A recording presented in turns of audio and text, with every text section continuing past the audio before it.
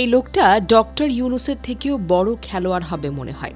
দেশ যদি কোনোদিন আমূলে বদলে যায়, তোমরা ইউনুসের সাথে আশিক চৌধুরীর নামটা উচ্চারণ করতে ভুলবে না।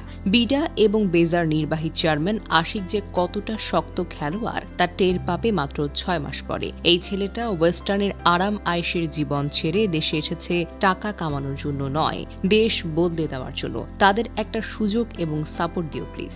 ইতোমধ্যেই সে স্টার্লিং নিয়ে এসেছে, নাসার সঙ্গে চুক্তিতে চলে গিয়েছে। বিনিয়োগ হিসেবে বাহিরের একটি ব্যাংকের সাথে চুক্তি করেছে এই বছর $100 কোটি বাংলাদেশ বিনিয়োগ করবে। 5টি বিশাল আকার মালবাহী জাহাজ কিনে নিয়েছে। রিভার ম্যানেজমেন্টের প্ল্যান তৈরি করে বিশাল বিনিয়োগ আনার চেষ্টা চালিয়ে যাচ্ছে। 4টা আন্তর্জাতিক মানের হাসপাতাল তৈরির প্রক্রিয়া চলছে। ঢাকা চট্টগ্রাম রুটে ইলেকট্রনিক ট্রেন অথবা বুলেট ট্রেন চালুর জন্য বিদেশি বিনিয়োগ নিয়ে আসার চেষ্টা চলছে।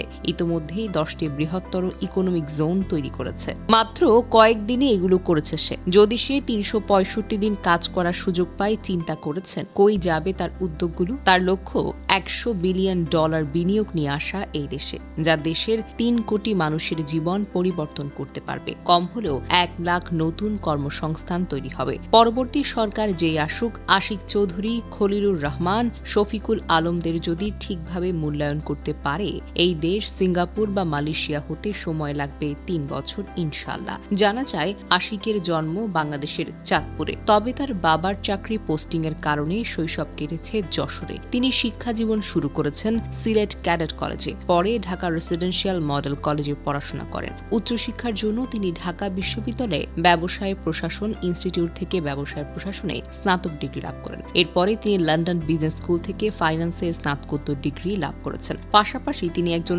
চার্টার্ড ফাইন্যান্সিয়াল অ্যানালিস্ট CAFA হিসেবেও স্বীকৃত। তার পেশাগত জীবন শুরু করেন 2007 সালের ফেব্রুয়ারিতে ব্রিটিশ আমেরিকান টোবাকোতে আঞ্চলিক অফিসার হিসেবে। এর আগে 2006 সালের আগস্টে তিনি স্ট্যান্ডার্ড চার্টার্ড ব্যাংকে যোগ দেন এবং 2011 সালের মার্চ পর্যন্ত ল্যান্ডিং স্ট্র্যাটেজি ও ফাইন্যান্সিয়াল প্ল্যানিং বিভাগে ম্যানেজার হিসেবে কাজ করেন। বাংলাদেশে তিনি দ্য বেঞ্চ নামে দেশের প্রথম স্পোর্টস বার সহ প্রতিষ্ঠা করেন। 2012 সালের অক্টোবরে তিনি লন্ডনে আমেরিকান এয়ারলাইন্সে ফাইন্যান্সিয়াল ও স্ট্র্যাটেজিক অ্যানালিস্ট হিসেবে যোগ দেন। 2019 সালের মে মাসে তিনি ইউরোপ ও এশিয়ার ফাইন্যান্স প্রধান হিসেবে পদত্যাগ করেন। এছাড়া তিনি বাংলাদেশ ইউনিভার্সিটি অব প্রফেশনালসে ভিজিটিং অফিসার হিসেবে কাজ করেছেন এবং গ্রামীণ টেলিকম ট্রাস্টের উপদেষ্টা হিসেবে দায়িত্ব পালন করেন। পরবর্তীতে তিনি HSBC বাংলাদেশে যোগ দেন এবং সিঙ্গাপুরে HSBC-তে কর্মরত হন। তার পেশাগত কৃতিত্বের জন্য তিনি বাংলাদেশ ব্রিটিশ কাউন্সিল থেকে পুরস্কার লাভ করেন। 2024 সালের অক্টোবর পর্যন্ত তিনি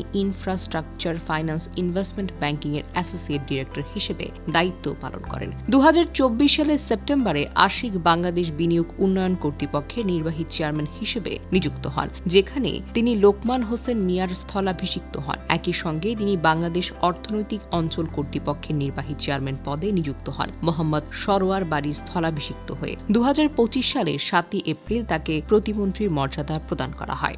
আশিক একজন উৎসাহী স্কাই ড্রাইভার। মেমফিসে তিনি বাংলাদেশের পতাকা নিয়ে 41,795 ফুট উচ্চতা থেকে লাফ দেন, যা তার জন্য united commercial bank PLC sponsor করে। এই কৃতিত্বের মাধ্যমে তিনি গিনেস ওয়ার্ল্ড রেকর্ডসে greatest distance free fall with a banner বা ফ্ল্যাগ রেকর্ড অর্জন করেন। এছাড়া তার বাংলাদেশে প্রাইভেট পাইলট লাইসেন্স রয়েছে। তিনি নাবিলাকে বিয়ে করেছেন। তিনি ঢাকা বিশ্ববিদ্যালয়ে IBA থেকে স্নাতক সম্পন্ন করেছেন। তাদের একটি ছেলে এবং একটি মেয়েও রয়েছে।